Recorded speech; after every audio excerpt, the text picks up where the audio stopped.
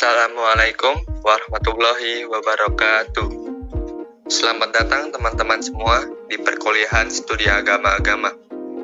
Kami dari kelompok 6 studi agama-agama akan memaparkan materi yang berjudul agama Islam. Berikut adalah nama anggota dari kelompok 6, yaitu Agis Pradika, Ihsan Fauzi Wahyudin, Nur Hafifah, Pramadi, dan Solahuddin Al-Ayubi. Kami dari kelompok 6 akan memaparkan materi yang bersubmateri 1. Latar belakang 2. Aspek historis, psikologis, sosiologis, filosofis, dan teologis. Ketiga, dasar keyakinan dan ajaran kepercayaan. Dan keempat, organisasi atau aliran keagamaan. Berikut adalah video pemaparan materi dari kami. Selamat menyaksikan teman-teman. Latar belakang.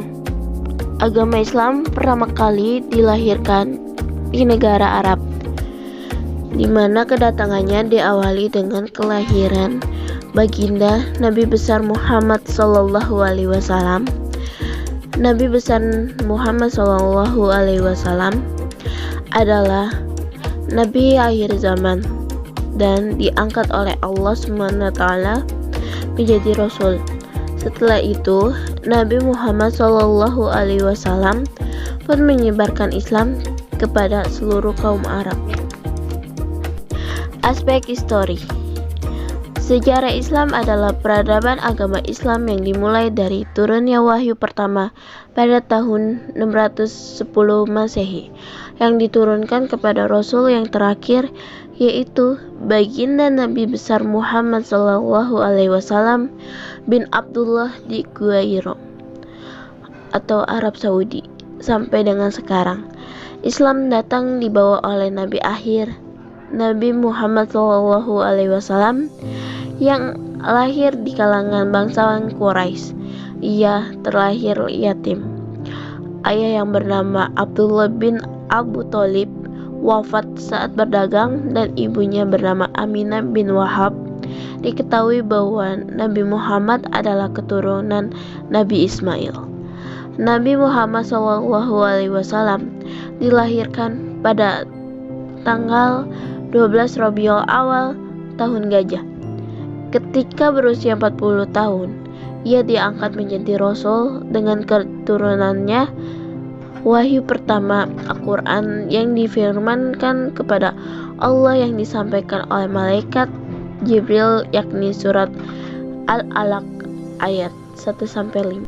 Baginda Nabi besar Muhammad SAW pertama kali bertakwa pada bangsa Quraisy yang tinggal di Mekah dan mengenalkan mereka kepada Allah SWT sebagai Tuhan yang Maha Esa. Beliau menyampaikan bahwa Allah SWT adalah pencipta seluruh alam semesta, pencipta kehidupan, kematian, pemberi rizki, dan selain sebagainya. Dakwah ini awalnya dilakukan secara sembunyi-sembunyi di rumah sahabat. Kemudian lambat laun dakwah disampaikan secara terang-terangan. Setelah Rasulullah SAW wafat, maka beliau digantikan oleh pemimpin yang bukan nabi, melainkan khalifah. Ada 4 khalifah. Pertama, pengganti Rasulullah SAW yang disebut Khulafaur Rasyidin. Mereka adalah sahabat terdekat Nabi Muhammad SAW, yaitu Abu Bakar As-Siddiq, Umar bin Khattab, Utsman bin Affan, dan Ali bin Abu Thalib.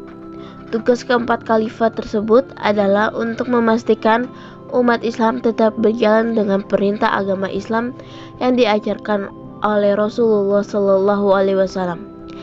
Setelah masa khalifah berakhir, maka muncullah masa-masa dinasti di Arab Saudi seperti masa Umayyah, Abbasiyah, dan kuasa dinasti itu menganut sejalan dengan kuatnya pengaruh agama Islam sehingga ke Eropa dan Afrika.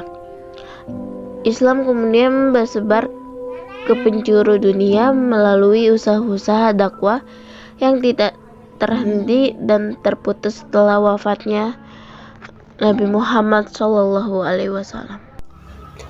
Aspek psikologis. Psikologis merupakan ilmu yang mempelajari tentang tingkah laku manusia dengan lingkungannya. Pembelajaran dan proses yang menyatukan pengaruh kognitif, emosional, lingkungan, dan pengalaman untuk memperoleh, meningkatkan, atau membuat perubahan dalam pengetahuan seseorang, keterampilan, nilai, dan pandangan dunia. Aspek-aspek psikologis yang diperhatikan dalam pembelajaran, yang pertama, persepsi. Proses yang menyangkut masuknya pesan atau informasi ke dalam otak manusia. Yang kedua, berpikir, suatu keaktifan pribadi manusia yang mengakibatkan penemuan yang terarah kepada suatu tujuan. Yang ketiga, inteligensi, kemampuan menyesuaikan diri dengan lingkungan, beradaptasi dengan situasi-situasi atau menghadapi situasi-situasi yang sangat beragam. Yang keempat, minat, adalah kecenderungan yang tetap untuk memperhatikan dan mengenang beberapa kegiatan. Yang kelima, motivasi adalah kekuatan mental yang berupa keinginan, kemauan, dan cita-cita yang mendorong seseorang untuk melakukan tindakan yang sesuai dengan tujuan yang diinginkan. Yang keenam, memori, ialah proses mental yang meliputi penyimpanan dan pemanggilan kembali informasi dan pengetahuan yang kesemuanya terpusat dalam otak. Aspek sosiologis.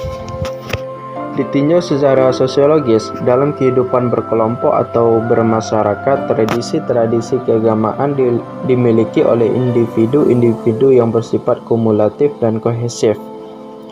Setiap kehidupan berkelompok, terdapat pola-pola interaksi tertentu yang melibatkan dua orang atau lebih.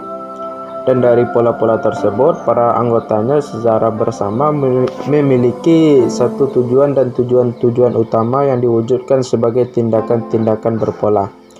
Itu terjadi karena kegiatan-kegiatan kelompok tersebut terarah ataupun terpimpin berdasarkan atas norma-norma yang disepakati bersama, yang terwujud dari kehidupan-kehidupan berkelompok. Dapat disimpulkan bahwa kelompok-kelompok agama tersebut akan menciptakan aliran-aliran agama yang berbeda-beda setiap kelompoknya. Contoh saja, agama Islam banyak.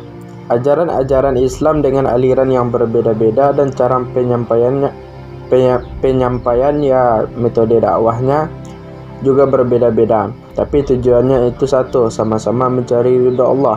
Tetapi hanya saja cara mereka beribadah dan menjalankan sunnah-sunnahnya itu berbeda.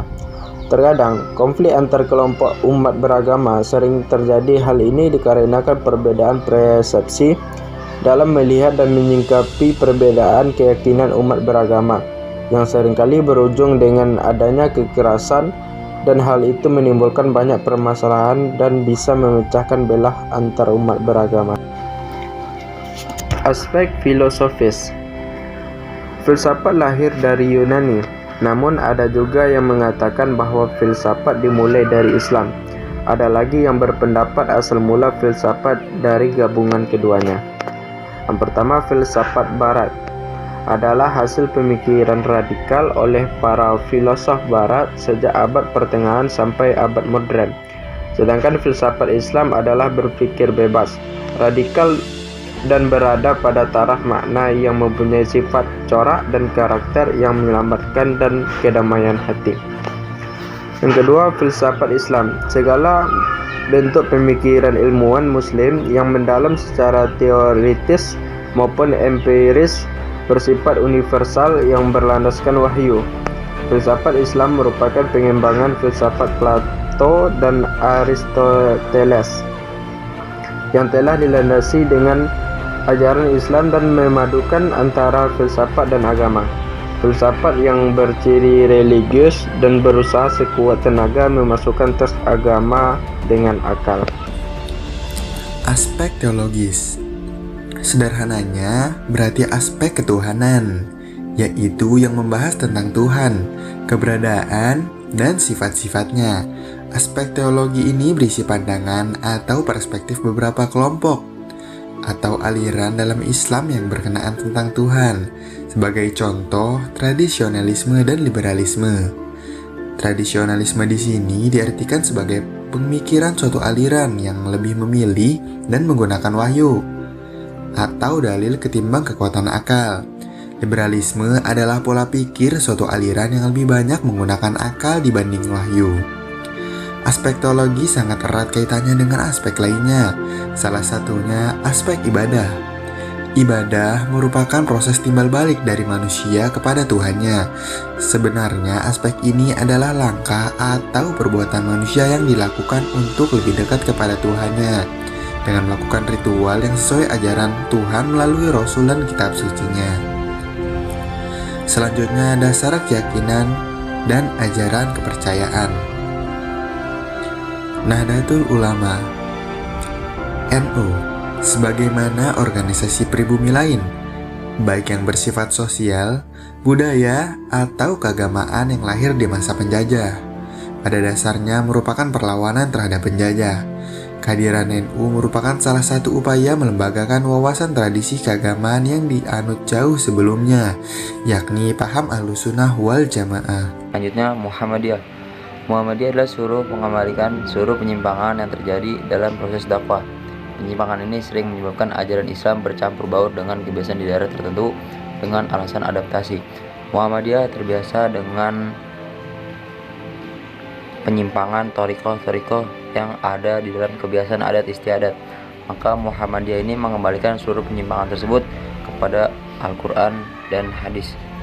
Kemudian selanjutnya itu Jamaah Tabligh. Jamaah Tabligh sebenarnya merupakan sebutan dari pihak luar. Orang dalam sendiri tidak pernah menyebut dirinya sebagai anggota Jamaah Tabligh. Namun ketika fokus group discussion berlangsung, mereka menyebut diri mereka sebagai Harokah Islamiyah, gerakan Islam. Jamaah Tabligh meskipun tidak mempunyai struktur organisasi, tetapi mempunyai jaringan yang luas sekali. Anggota jamaah mereka hampir berada di 200 negara lebih. Jamaah Tabligh dibiasakan dengan aliran yang hampir sama dengan aliran Muhammadiyah. Selanjutnya itu Salafi. Salafi tidak punya struktur organisasi sehingga tidak punya ketua, sekretaris, namun mempunyai jamaah. Mereka ada di berbagai ormas keagamaan. Mereka disebut Salafi asal mereka mengikuti petunjuk Rasulullah, para sahabat, dan para tabi'in. Dalam jamaah Salafi tidak ada senioritas dan pengokohan. Salafi menganggap bahwa ulama, kiai, para ahli, dan sebagainya merupakan panutan yang harus dipatuhi. Salafi lebih berpegang teguh pada ayat-ayat dan hadis yang suci yang disampaikan Rasulullah SAW dan athar para sahabat. Salafi tidak memiliki organisasi secara terstruktur.